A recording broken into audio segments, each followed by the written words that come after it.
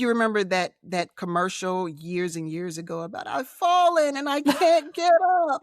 When you said that, I know that sometimes it really does feel like that, and, Yeah. it's easy for us to assume that in those moments that it's not God. Mm. And a lot of times it actually is God, even though it's not the most comfortable situation. I know Briston and I are currently reading through the book of Mark. And for those of you who don't know, Briston is my husband. We do everything together. Christine knows him, but we are currently going through the book of Mark. And we came upon the the story about when, Jesus was baptized and he went into the wilderness. Mhm. Um, uh, we often hear, and I think it may be, I don't know which other gospel, one of the other gospels, the parallel story just says that he was led into the wilderness by the Holy Spirit.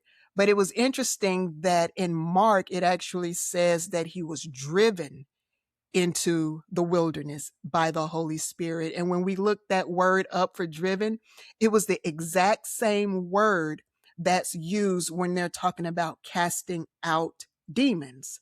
Hmm. So that ekbalo is like the casting out, and just the whole imagery of how the Holy Spirit sometimes literally just thrusts you into the what seemed to be the driest places, Mhm. the most inconvenient places, the most uncomfortable places.